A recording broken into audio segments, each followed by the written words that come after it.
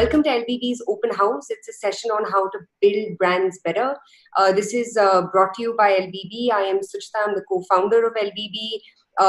For those of you who are joining us for the first time around, make sure that you download our app. We have sessions like this every fortnight, and we have a pretty awesome array of guests from different walks of life who talk to us about how to build brands better. Also, this episode, as well as previous episodes, will all be available on Salwan and Spotify and our webinar app. So, in case you missed on making a couple of notes from what I'm pretty sure will be the awesome one-liners Kunal will drop today, you can tune in to Salwan, Spotify, and rehear those sessions. Without further ado, man. Can I ask people to put the videos on?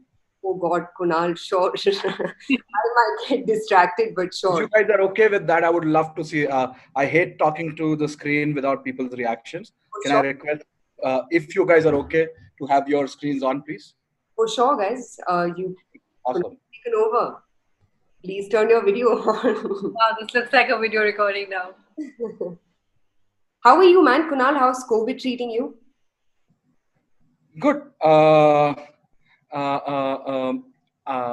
I'm when you are an entrepreneur, you are so used to almost dying so many times that you almost develop a muscle to get excited during crisis. So I'm going through that phase right now. What crisis could CRED have? After $175 million in the bank, Kunal, what crisis could CRED have? I don't know why are people quoting that number. That's not the amount we raised, but I think people don't correct news anymore. It's the world of fake news, so it's okay. Yeah. So before we get into our conversation, I just wanted to give a quick introduction to Kunal. Most of you probably follow Kunal. He's awesome. I've had a chance to interact with him a bunch of times, and again, it's just amazing to hear from him, get his feedback, get his inputs for more than one reason. I think first and foremost, what's most incredible about you is you're not that typical founder, at least in the Indian startup ecosystem, right? So you're a philosophy honors graduate. And somehow through a very interesting, string of events, which we'll delve into, you started Freecharge, you sold Freecharge, and now you're the founder and CEO of CRED. The disclaimer that I'm going to give to everyone on this webinar is we will not be talking about CRED's business model today, guys. So if you have any questions, don't put them in there. I think what makes Kunal awesome, and I think the one thing that I've had a chance to learn from him is how he thinks, and just being an independent thinker, which, like you said, in a world of Twitter, fake news, and just a lot of clickbait becomes difficult to achieve. So I'm going to stick to being a P personality type and not a J personality type, Kunal. And I'm going to start with a question that's, number one on my agenda, which is as a founder, right? It's easy to find problem statements. In fact, I was listening to one of your interviews. You said things appear to be problems when you find better solutions, right? So everyone needn't necessarily begin with with the world's most rhetorical problem statement. Let's start with how do you think? How do you think in first principles, and how have you sort of created constructs around the products that you've built over the past couple of years? It's a very broad question, but I'll still attempt to answer it. I believe most startups in India are solutions trying to find a problem, because we do not really understand what the problems of the country are, right? And therefore the word problem is a problem. And what we need to understand is what is the motivation of the country and what are the inefficiencies that exist to achieve those motivations, and how can your product remove those inefficiencies to achieve those motivations. The word product came into being because a lot of engineers and VCs use that, but you did not solve a problem. You could remove inefficiencies that exist to achieve a motivation. For example, people are absolutely motivated to know their future, and they are believers of astrology. So if you remove the inefficiency of getting good advice from an astrologer, it's a business model. And a lot of times you'll say the problem I'm trying to solve is, and you will never fit the astrology business model over there. I'll give you another example of what I've seen. Most of us know India spends disproportionately on weddings. Correct. Yet there is not a single unicorn or even $100 million company, at least in my understanding, which is operating on wedding space. I'm not talking about dating and shadi over here. I'm talking about actual event of wedding. And the reason is that the motivation in a wedding is to find something unique to do and not finding efficiency to do something. Mm. Nobody wants an efficient way of getting a lehenga. People want to discover a cool place to find that lehenga that nobody has had discovered yet. Mhm. So inefficiency is actually more important over here. Got it. And that is only possible by saying that can you actually help them increase their status and discover more cool things? Help them find a place where they can do cool stuff with drones. Because our weddings are anyways like circuses, right? So we want to create more circus so that people appreciate us. So the thing is that India, because most of us have not studied humanities, the concept of motivation is alien to us. But it is not difficult to find out if you honestly ask your questions to your parents or relatives. But in India, parents and relatives also do not give good advice because they love to sugarcoat you to keep your status up. They will not give you honest feedback. India is a country of sugarcoating. हाँ बेटा सही है, बहुत सही है, क्या बढ़िया design है. Uh, and then you never get real feedback. And nobody in your life gives you real feedback because everybody is built on insecurity. So we build a mutual admiration club, and mutual admiration club is not great to build businesses because nobody really tells you that if you're doing something stupid. But the thing is that when we don't understand something, we also take pride in shaming it because means you mentioned about CRED business model being discussed, and it's quite fascinating that investors should be worried about my business model, not everybody else, but the whole world is worried about it because when we don't understand something, we want to basically shame it, right? So that we feel good about ourselves, and that is not ideal for ourselves. And I'll often tell people that the reason we don't mind our business because maybe we don't have a business. Mhm. And if we did, we probably would not be minding other people's business. But we love to mind other people's business because it's a way of feeling better for ourselves. But anyways, that's beyond the point. The point is that in India, there are so many motivations that exist, right? And if you study carefully your parents, your extended family, and you see where do they spend, where are they motivated to give spends. And I'll give you a small example. There's a movie I saw recently. uh, I'm forgetting the name of that movie where Nina Gupta at a later age gets pregnant and has an adult child. I'm forgetting the name of the movie. Asta might know this movie. I will not. Uh, No, even I can't remember.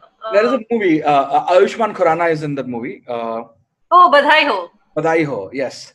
So in Badai Ho, there is a scene where this Sharma ji, whoever is the dad is of Ayushman, goes to अपने साले की wedding, साढ़े साले की daughter की wedding में, and then he makes this remark, which was quite fascinating.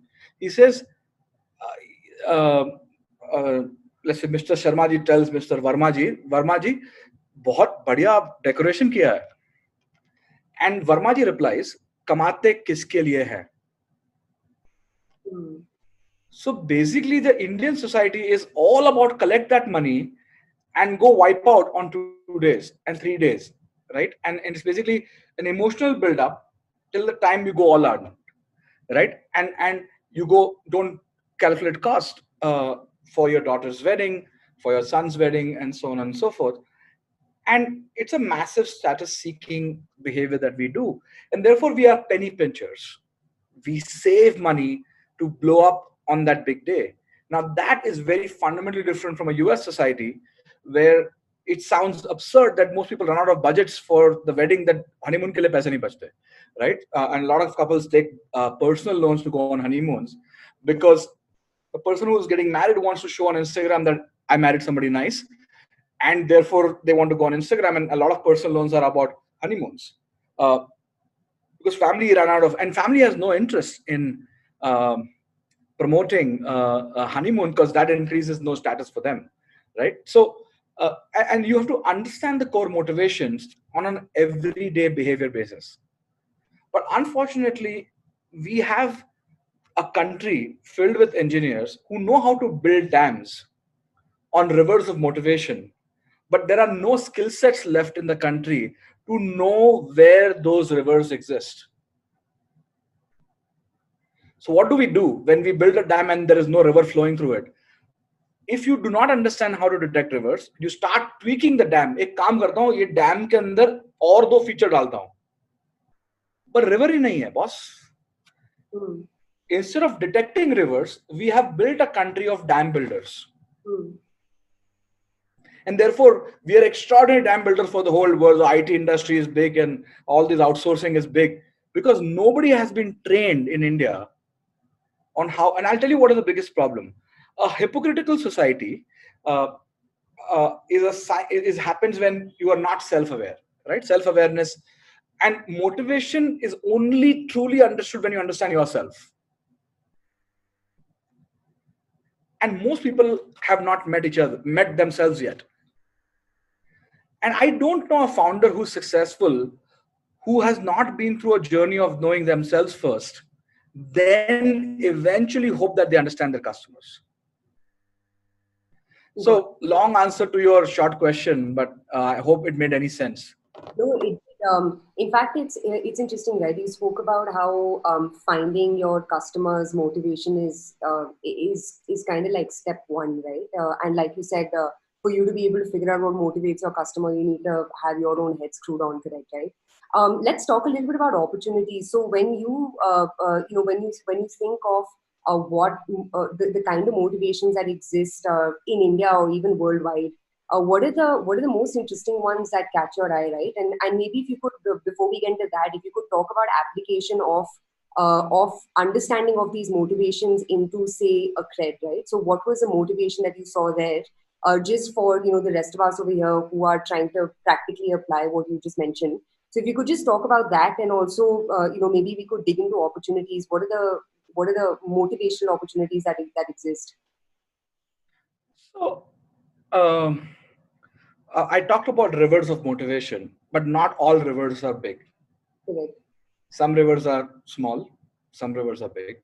For example, people who want to learn how to fly a drone may be a small river, but people who want to be rich may be a large river, right? And people see motivations very, very differently. So the right way of thinking about this is think about life in a way where you have to detect the market size of something. And a lot of time people don't understand, but platforms are created on simple utilities first. I'll give you a small example. Instagram.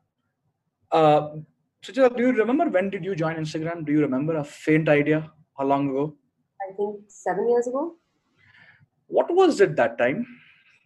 Um, I cannot recall, but it definitely wasn't as interesting as it is now. It was an app to mostly to apply good filters to your photographs. Correct. Yeah.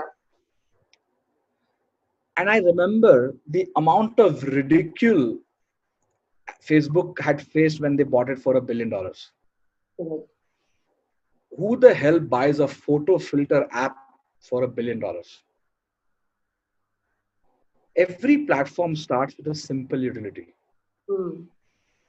And we have seen hundreds of those examples in the world. But every time a simple utility comes up, like CRED, you are like, "Arey, ye kya hai? Ye business model kya hai?" And I'm not saying we'll be successful. We may not be. 90% of startups fail, so we are likely to fail more than succeed. But the point is that there is a playbook. LBB started with content and does commerce on top of that. Correct? And content to commerce playbook is a known playbook. Multiple people have done that, right? And the problem is a lot of times we do not understand opportunity has a playbook to create scale. And the reason we are what we are is because we are an early stage of the tech industry over here, where a Absolutely. lot of things are not understood. And but the amount of criticism that exists in this country is uh, 1000x more, uh, which makes it harder to build because uh, India, first of all, is not, uh, according to me, a one country. We have 25, 26 countries joined to become one country. Uh, and I think British did that for their administrative convenience. Yeah. Uh, and then we accepted India. But the thing is, we never became India because we are still 25 states.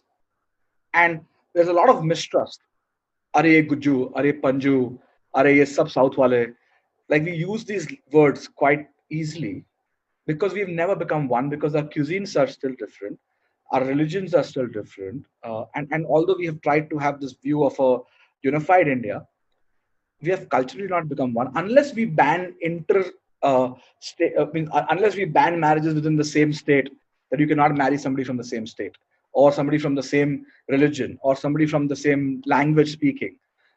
You'll notice one thing, that when couples who are from different background, let's say a Guju marries a Panju or Panju marries a South Indian, the kids speak English Mm. because that's when we truly India has emerged, which is neutral, and therefore the neutral platform in this country is English. This session is done in English because that's the only way 100 people will understand what I'm talking about. Yep. We have other neutral platforms. Cricket is a neutral platform, not from India. Mm. Our neutral beverage is tea and coffee, not from India. When we have a party in office, what do we order, Suchita? Yeah, pizza. Pizza, not from India. Biryani is not from India. Samosa is not from India. Khichdi is not from India. Mm. And and the reason we are what we are is because of these neutralities of these platforms that kind of combine us through other traits. Mm. So we chose the direction of kind of saying, hey, can we just kind of combine on credit card as a one entity, because everybody is busy doing building for the masses of India. Mm. And we realized that the spending capacity of that customer is just not there. And Mm. we've noticed that during COVID.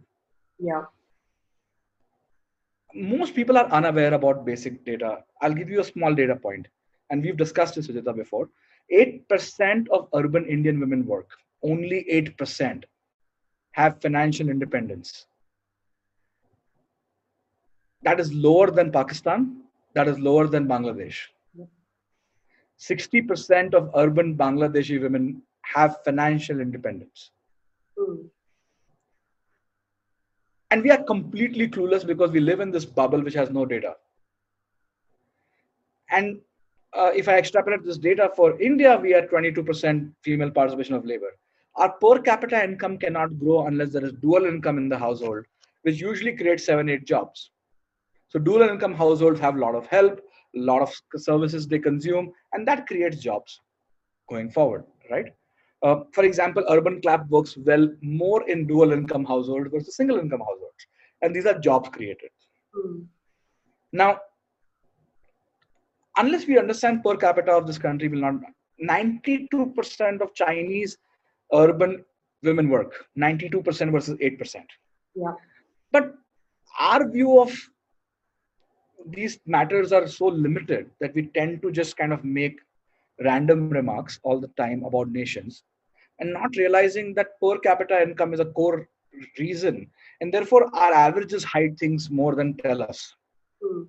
For example, if you remove the top 2% of India, our per capita income will drop to $600 to $700 per annum. Yeah. Uh, China is at around $9,000 now per annum. Uh, and that is the level of concentration that we have in this country. So I think the opportunity is only understood when you understand what is the market size of it, right? A lot of global companies love to come to India because they have other markets where the ARPU comes from. Correct. So Facebook would love to be here because we have hundreds of millions of customers who can be added to the DAU. Yeah. But the ARPU that Facebook makes from this country would be probably $2, $3 per annum, which is the lowest in the world that they make. But it's okay because when they go to global investors and say that now we have 2 billion DAU and maybe 400 comes from India, nobody cares about it because it sounds like a very big number. Yeah. So India is the DAU farm for the world. Mm. And we don't realize some of these things. And we are still at a very basic necessary level for the masses of India. And the market is just not large enough.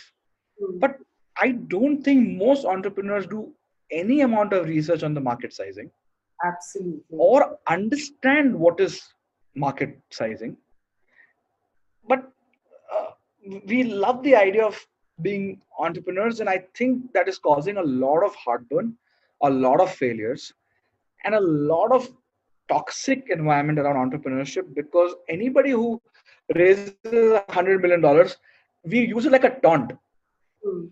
अरे आपने तो $100 million raise कर लिया, आपको problem क्या है? But has anybody ever asked anybody who raises money how to raise money ever? Have we learned that skill from them?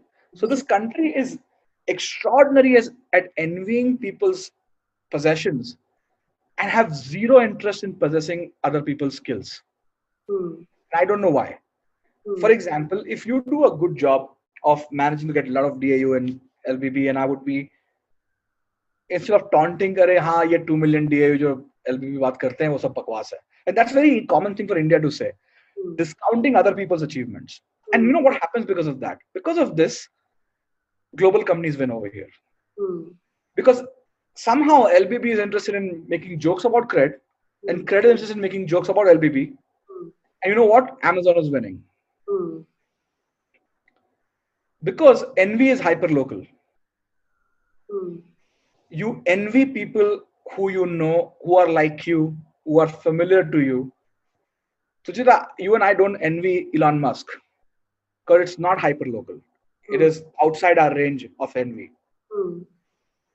And therefore, the India crap story is so true, because we tend to constantly pull each other down instead of raise each other up. I'll give you a small example. I remember helping one of the founders very early on. This is a very successful founder now. Uh, and the next day he messaged me that, hey, Kunal, thank you for this, but what are you expecting? Can you be clear about this so that we can have clear terms? And I'm like, I'm just helping. Because I have been in a place like yours and I did not understand some of these things, and you understand something else better than I do, and I'm just helping. And people in India are like, ये क्यों help कर रहा है? कुछ तो है इसका. And because this is the country where if we shared notes, we could not score marks. And this is a zero-sum mindset that we have. Yeah. In entrepreneurship, we all become extremely wealthy by sharing notes. Yeah. Yeah. So when I tweet, I'm not tweeting because I am going to spread some gyan. If I wanted likes, I can just put one motivational poster every day and I'll get thousands and thousands of likes. I share insights on what I'm learning and thinking myself, because if I can share that, it's more valuable than me giving my time. But the classic conditioning of this country is, "Arey gyan mat de yaar." But why? You will not learn. Somebody else has been a time traveler, been somewhere else, seen something. And I don't know. I think we've reached a point where we are not very supportive of each other. And I see China, when I go to see Chinese entrepreneurs, they hunt in packs. Yeah. Like they are just like ruthlessly winning against the old world because they have just decided to hunt in packs. Over here, I have rarely seen two startups exchanging notes. Forget about their teams exchanging notes. Everybody is like, मैं इसको ये secret stuff बताऊंगा तो वो आगे बढ़ जाएगा. सब पीछे है उसमें. Got it. So actually, I want to, in the interest of time, I just want to make sure that we make this as constructive, because again, I have learned so much from you, and I think that one point that you brought up, right, just understanding your target addressable market.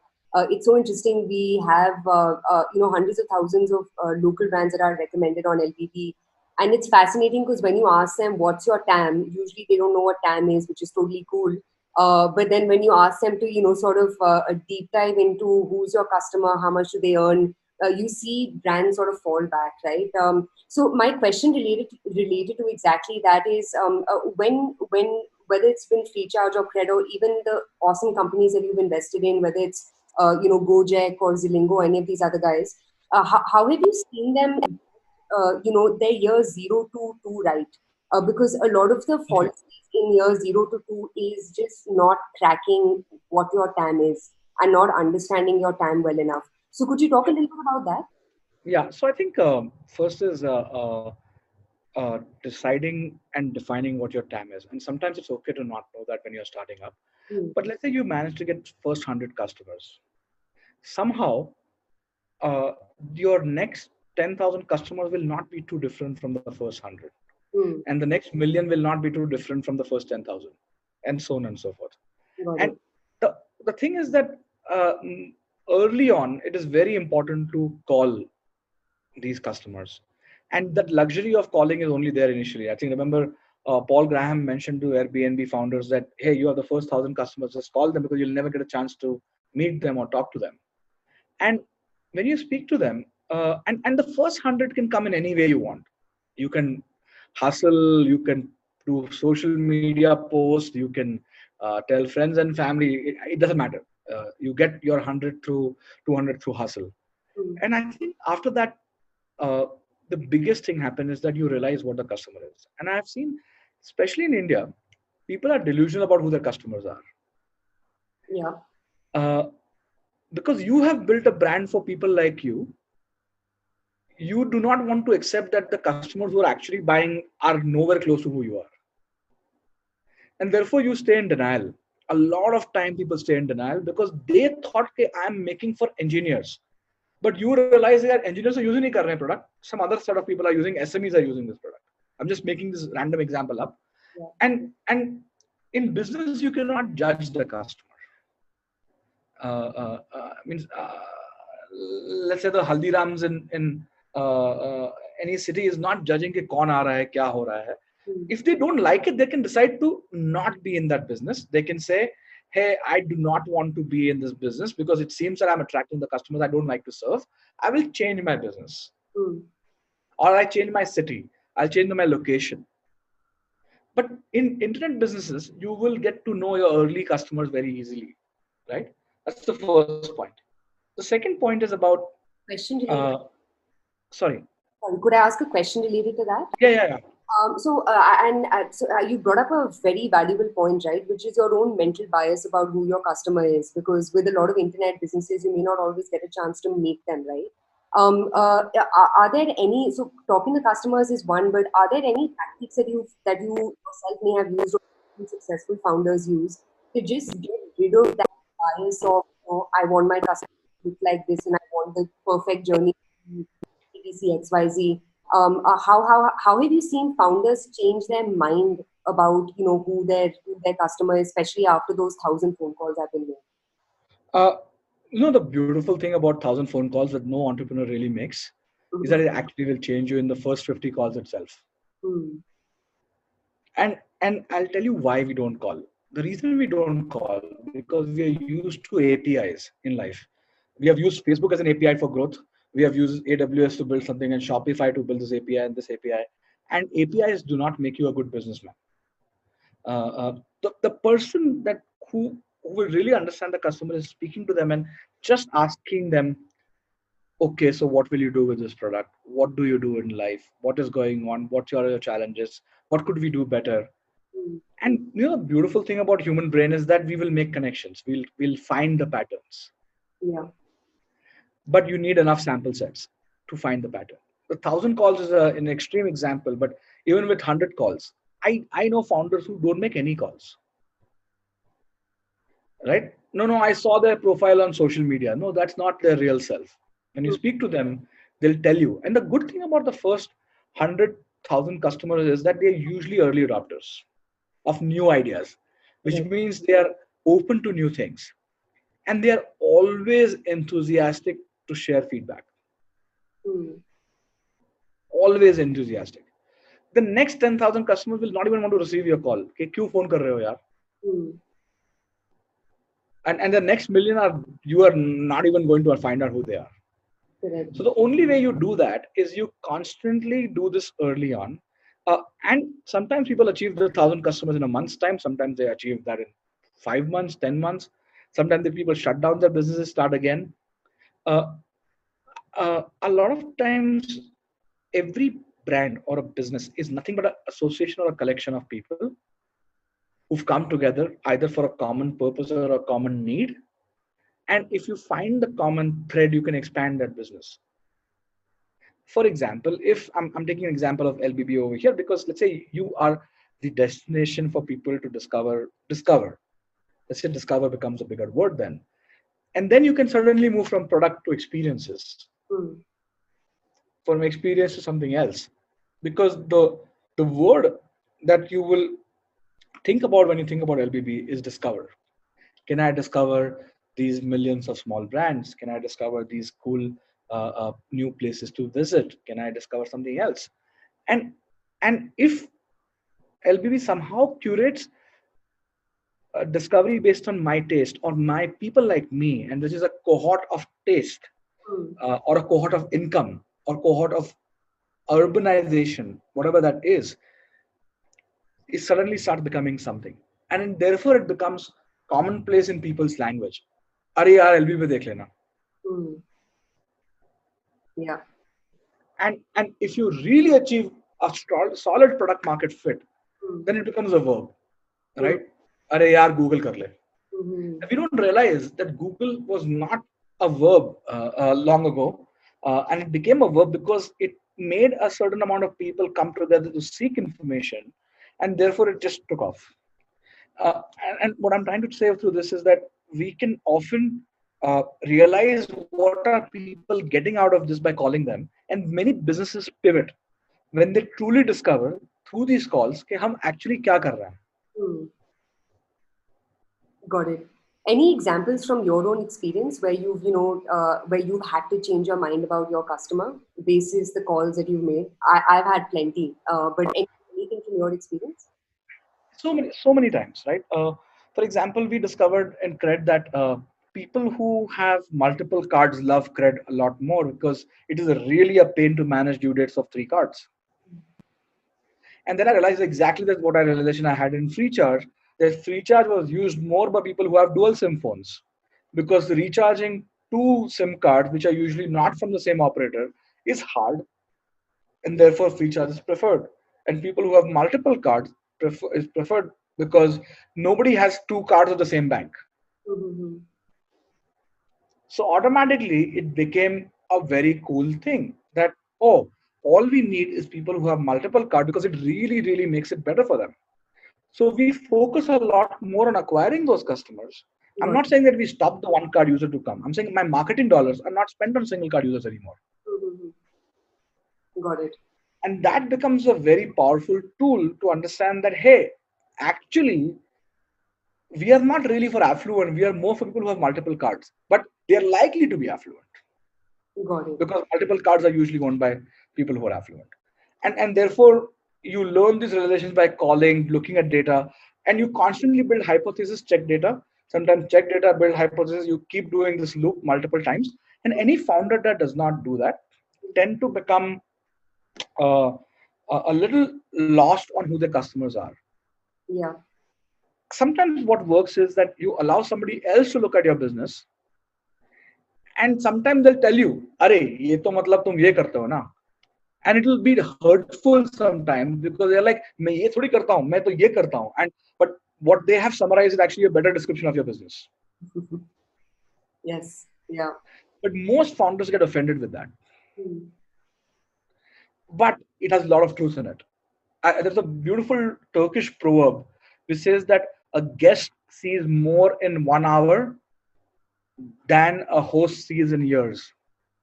Mm. Got it.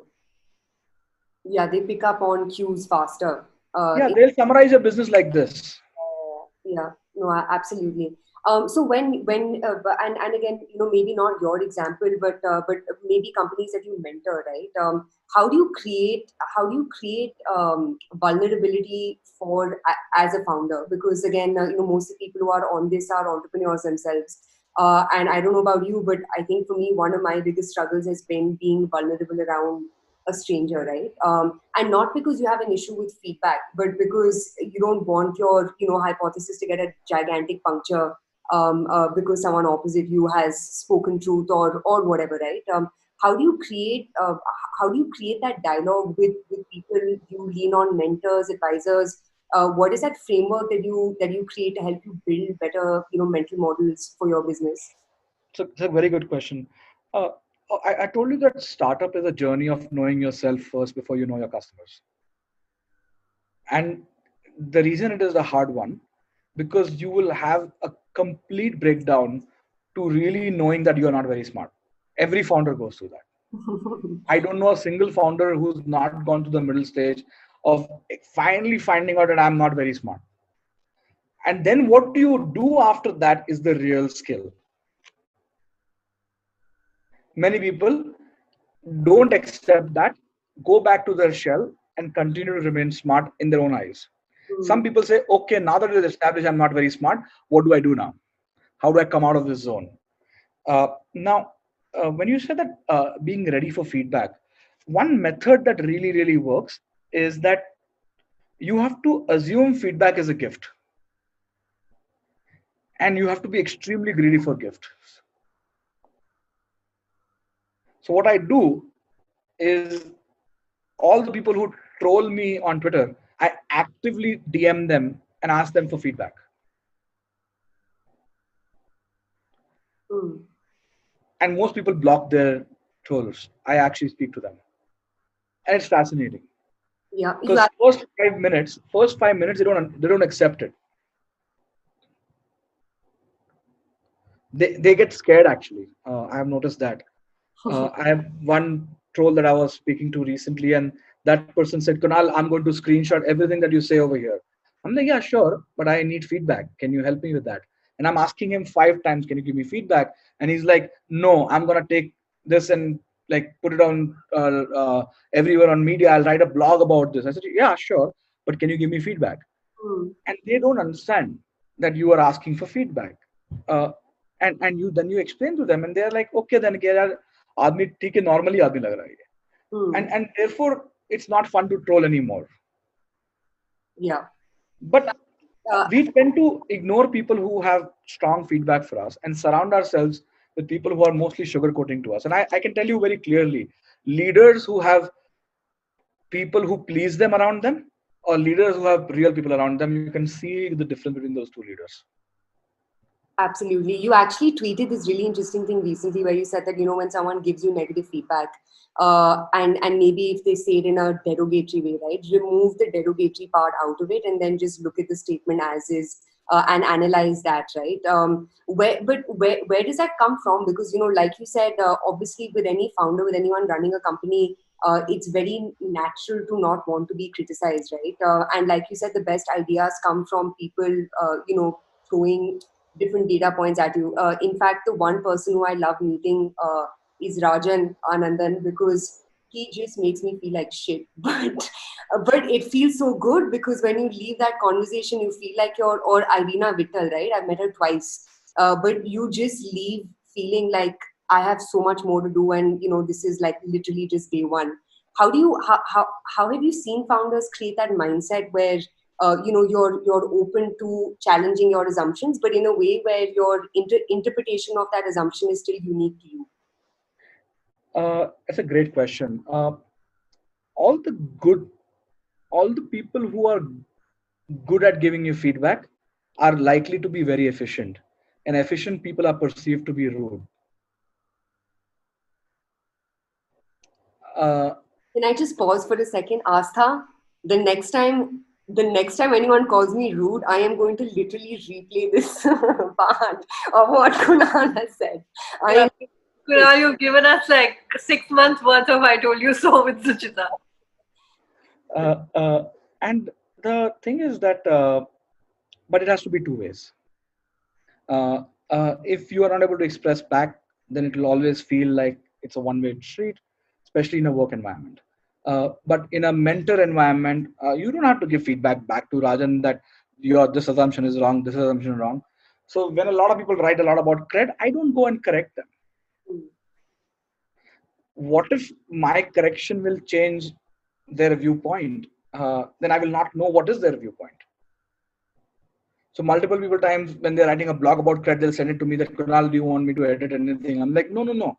You should publish the way you think it is, because that's when it's pure. Mm. And then I'll get feedback from it. And I actively look for feedback because as we become founders, we get less and less time. And anybody who's taking all the time to troll you, उससे free में feedback ले लो because they have so much to say.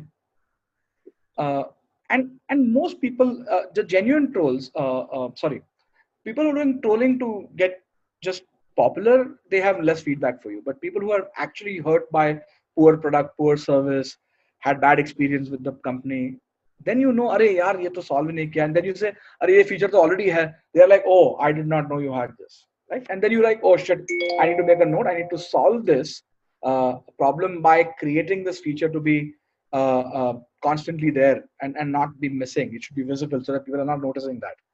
Uh, Other thing I've noticed is that being thick-skinned, you talk about remove the derogatory words. Uh, I'm impossible to offend. I can say that in public forums because I'm absolutely impossible to offend. The reason I'm impossible to offend is that if somebody is managing to offend me, the problem is not in their words, it's in my insecurity. So whenever somebody says something and it offends you, you have to look within. That which truth did they touch that you are hiding from yourself that got exposed through that offensive statement? Because if it's factually not true, you are less likely to feel anything about it. Mm. For example, if somebody told me I'm fat, I will not be offended by it. I will not be offended by it because it's a factually true statement. Right? But if I have insecurity about my body, I will say, how dare you do this? And then I will forget about everything that they are saying after that, because I'll pick up that word fat and my brain shuts down, amygdala hijack happens, and I will start going and bashing them back, saying that तूने क्या किया life में, तुम भी कौन से पतले हो? And that's what whataboutery kicks in. Like India, when you do give feedback to people, their amygdala kicks in and they start doing whataboutery. For example, if I say, Suchita, यार तुम्हारा commerce platform ठीक नहीं है. So instead of that, you'll say, Kunal, तुम्हारा कौन सा ठीक है? But that is a useless conversation. Instead of asking me, hey, why did you feel that? And what do you think is missing? Mm. So that is the useful thing about feedback. And I think founders, I don't know any successful founder who's not very good at giving and getting feedback. Got it. If I could just segue into another part that I think is super interesting with both free charge as well as CRED, right? You've done very non-obvious things specifically from a product perspective. So you recently launched games on CRED, which I thought was super duper interesting. And I don't know if you read that article that I had sent you, the one that I didn't. I'd sort of mention how even gamification is going to get democratized and productized, right? Because games are going to be everywhere. You're not going to wait for Fortnite to play a game. Could you talk a little bit about your understanding of what you started out with, your understanding of human motivation, and practical applications of that in products that you build or even products that you've seen being built world over? Yeah. So we realize that a lot of time there are prizes that we can give, but not to a lot of people. We termed something called a swayamvar, right? Like there is only one bride and there are many suitors. And what do you do in that case? So you make them compete to get that prize. And although it's a, a terrible metaphor, but it is still powerful because basically you do is in a Swayamvar, all the kings had to play a game of skill to get the prize. And can you take that metaphor? So we did not launch games for the sake of games. We said if there's a limited prize, and if multiple people had to claim for it, how do we give it to them? So can we create a game of skill ahead of it? And 92% of credit cards in India are owned by men. And we realized that that demographic may be interested in that. So we're trying a format which allows you to do rewards through games. It seems to be working quite a lot. We have like tens of thousands of people playing games every day on the platform to claim a prize. Super. And I think the word gamification is a problematic word in my view. Uh, if anybody has truly studied gamification, they will understand it is nothing but study of human motivation and shaping behavior. Mm. Anybody who's raised kids is already doing some gamification. Mm. Anybody who's raised pets is already doing gamification. They understand motivation, they shape behavior through rewards. Mm. And that's how we raise kids, that's how we raise pets. And products are no different, because ultimately it's humans on the other side that you're trying to shape, and it has the same exact framework. Got it. So I believe that uh, the best gamification book is uh, probably a book on how to train a dog, or how to raise a child. I would say those are the two best gamification books. Yeah, I haven't trained my dogs, but I will read a book on how to train my dogs, and then I will figure out a way to apply that LBB. So, just related to that, are there non-obvious hires that you've made? Every single book tells you to hire like a CTO, CPO, CMO, and all that other crap, right? Are there any non-obvious hires that you've made at CRED or at Freecharge that have also, brought in this human element into, or this behavioral element rather, on how to think about products? We did something different based on one of the insight that I had, or epiphany I had 3-4 years ago. I saw one common pattern in all great B2C founders, that they had history of performance art. Mm. They were either in dramatics, or they were singing, or they were good at painting. They knew how to get applause from people. Got it. Uh, and applause can sometimes come from debating. Applause can come from performance or pleasing. You can do anything to get an applause. And they understood crowd empathy by the virtue of getting applause and being on the stage. So what we did is, a lot of our senior leadership uh, has background in performance art. So we have singers, musicians, poets, um, uh, like paint, like all sorts of performance art. And obviously that is not the only skill set. We combine that with the regular, are there high IQ, have the rigor, all of that. So we look for these dual personalities in our leadership, because they tend to understand B2C better, and it's not reliant on only the founder to figure out what is right for customers. Got it. What's your performance art? Do you have one of those? Like, I was a debater in college, so I totally get where you're coming from.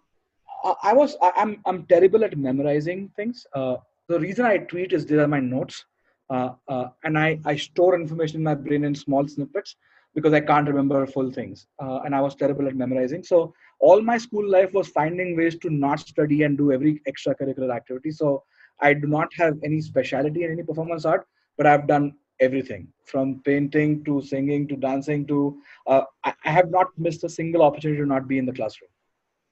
That's awesome. So we are going to break into questions in just a couple of minutes. But before we get into that, I want to ask you my favorite question, which is, what are the books that you've read that have also helped you change your mind or shape your mind, right? Because again, either I was overcompensating for not having an MBA. I don't know where it came from, but I sort of deep delved into every single freaking book that I could find, right? And that's helped me a lot, at least in terms of being able to not just be more confident, but like you said, understand myself better. What are the books that you'd recommend every single founder over here to sit and read? I don't recommend books, because I believe people should find their own paths. Okay. I do recommend a method though that seems to be working for me, and I probably picked up because of my philosophy background, is going down the rabbit hole on any topic. And I have a very wide range of curiosity. Yesterday I was researching about how uh, multiple con men have done different things to con people, and I go down the rabbit hole to find out all forms of cons that have happened. Then I got recently excited about how Ponzi schemes are built, and then I went on to research where the word Ponzi comes from, and what are the earliest forms of Ponzi's, and what are the various factors of that. So I prefer the format of general curiosity and going deep on something that you get fascinated by. So what I do is let's say I get super interested in the topic of trust, Mm. then I will read books, watch YouTube videos, look at TED Talks, articles, write about it, and get obsessed about it. So I've been recently obsessed about status and wealth as a two thing, and I've been writing about it. But I'm also researching and observing. And what happens is that when you start going rabbit hole, information appears to you a lot more. You will see it everywhere. A lot of people will share something back to you. So when people see you obsessed about something for a period of time, a lot of people will come together and start giving you information about it, because when you are a seeker, there are enough people who will want to supply to you when you are a seeker. But you have to be an honest seeker and not a fake seeker. But when people read books, they are not really seeking, they are just reading because somebody else recommended. But let's say you are at life stage number 80, uh, and you recommend a book to somebody with life stage 20 ke ye book pad lena, so the book will completely go over their head. See, basically, every book is a way to make your brain porous for the next book, Mhm. and therefore you have to find your own path. Got it. I disagree in the concept of recommending books, because what if all of us start thinking the same way?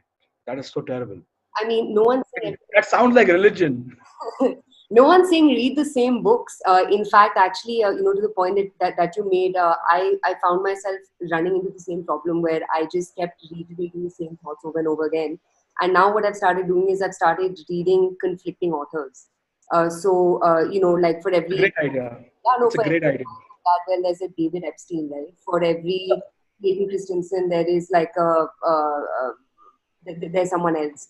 So So it's that's a perfect thing. So that's actually perfectly fitted for the rabbit hole framework, because if you start reading about trust, you will have so many views. So I'm recently obsessed about what is intelligence, and I have come across 300 definitions of intelligence. Nobody has agreed to a single definition of intelligence yet, right? And then I discovered that actually intelligence is nothing but problem solving, and IQ is just one method of problem solving. There are creative methods, and people have other methods to solving problems, and therefore the true skill is problem solving and not intelligence. So mm, why are we solving for intelligence? Why are we not training people for problem solving? And then you realize the whole academic system has completely missed the point on problem solving. Our entire education system never told us how to solve problems. And then I'm like, oh shit, we are not very smart. Yeah, no, absolutely. It's interesting you say that because I'm literally reading Range by David Epstein right now, and he talks a lot about tinkering, right?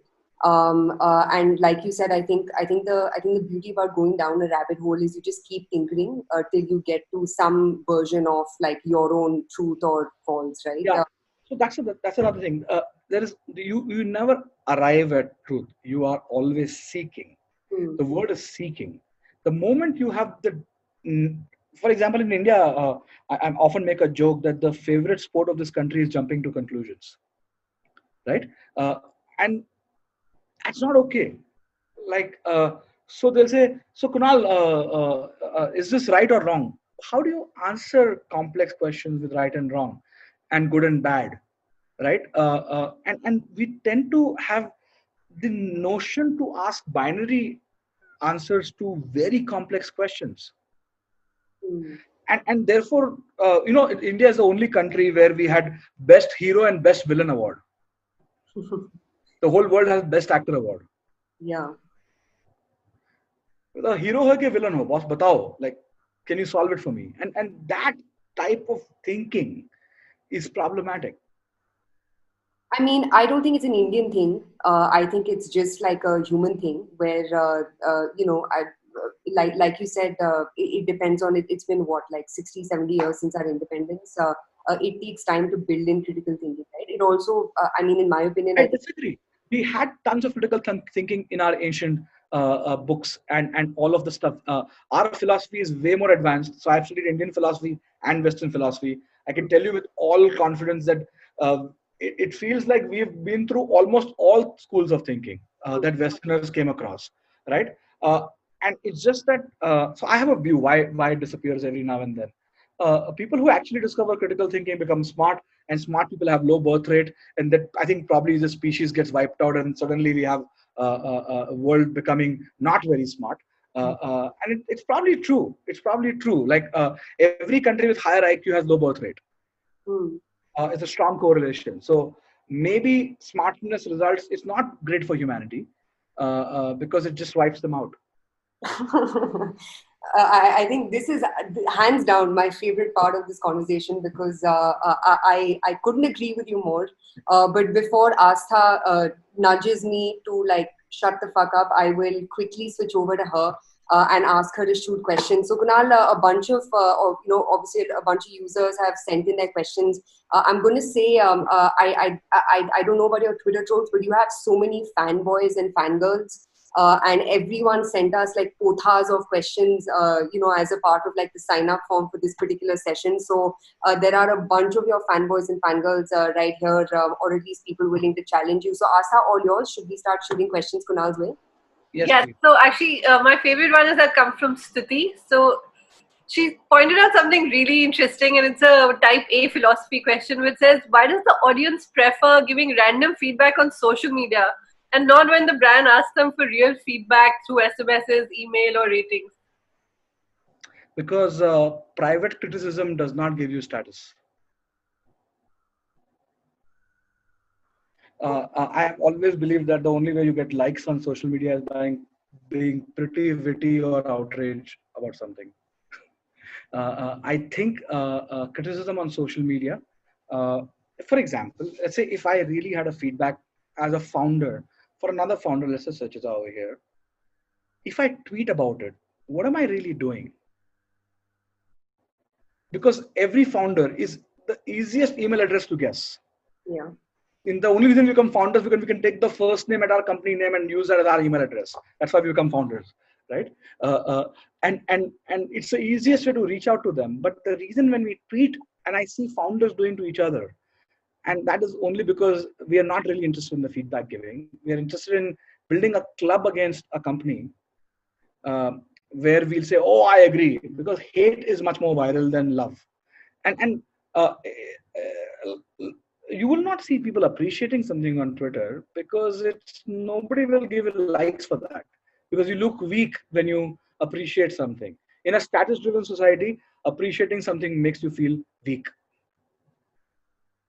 So can I ask a related question to that? Because isn't that kind of contradictory to what you said earlier, right? You said that products are built on motivation. And for better or for worse, maybe some people's motivation is bringing other people down. In the That context of a Twitter product, was built with this insight. correct, yeah. Twitter was built with this insight that people will outrage and that will get us all as the eyeballs because people love to see conflict. Hmm.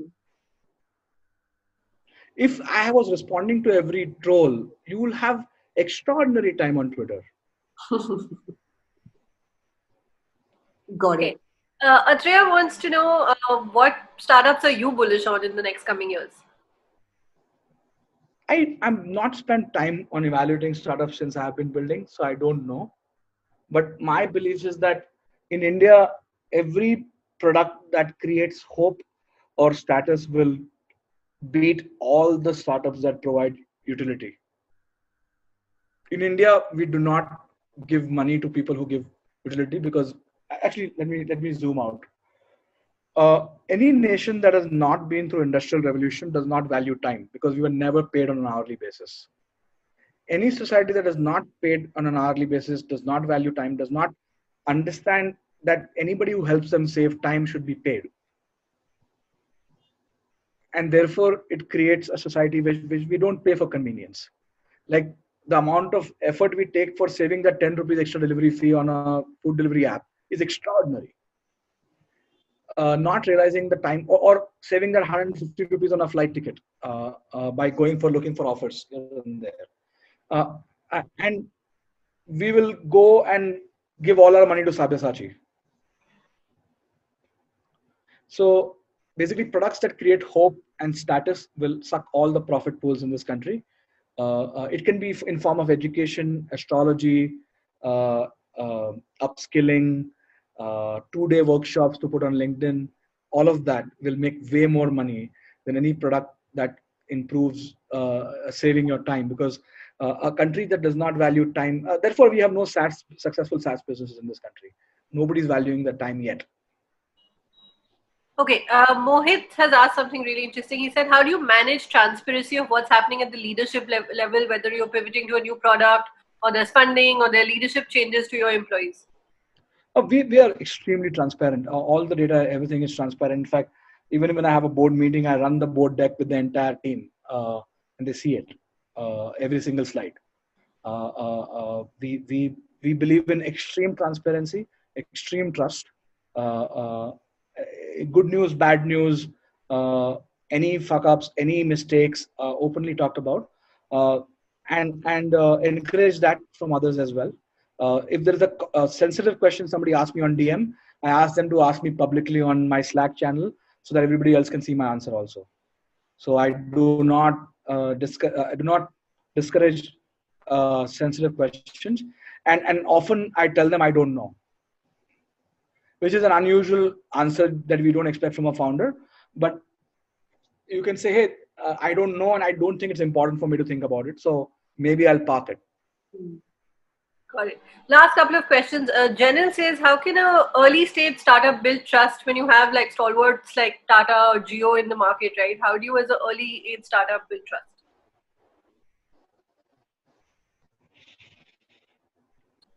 I wish I knew. But it's a very relevant question. In low trust nations, there is concentration of trust. 25 people in Bollywood generate 80-90% of all revenue. You will notice that like 10-20 business houses control most of the market cap of this country. Most of the wealth is with 1% of India. So in low trust nations, high trust entities, and therefore super apps and conglomerates emerge more in low trust nations than high trust nations, because there is concentration of trust, and therefore it is going to be extremely hard to compete with them. Especially, you'll never see people trolling Google Pay or Amazon. But look at the amount of criticism Flipkart had, Paytm has, CRED has, because we love it. And I'm not trying to be bitter over here. I think we are not understanding that by not helping local founders, we'll anyways make it easy for the global companies to win over here. Because every negative tweet has more reach than a single positive tweet. So you will always assume that this company is terrible. And it's unfortunate. It is what it is.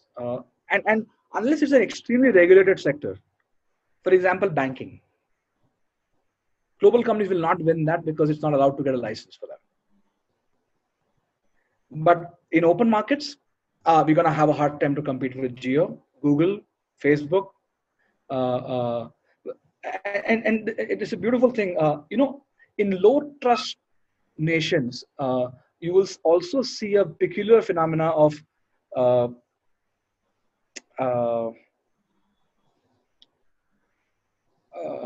do I explain it? There is a phenomena of anybody who's much more powerful or king wins, because people, and if you go back to history of humanity, you will find out that kings emerged when tribes started to become bigger, and the only way you can manage diverse tribes was a much more powerful person. So, and therefore the kings kept getting wealthier and wealthier and wealthier, because the only way a large society could have combined collaboration is to have somebody who is so much more powerful that they can punish and control it. So the scaling needs of humanity creates kings, and unless we become one, we will not be able to kill the kings. Okay, Rishi has a really personal question, and Rishi, one solution that I can give you is give your founder a copy of the recording. He's asked that as an employee of a non-Delta 4 company, how can I push the founder to look at the product differently? He's very passionate about the idea, but has been blindly pushing things, is not very open to feedback.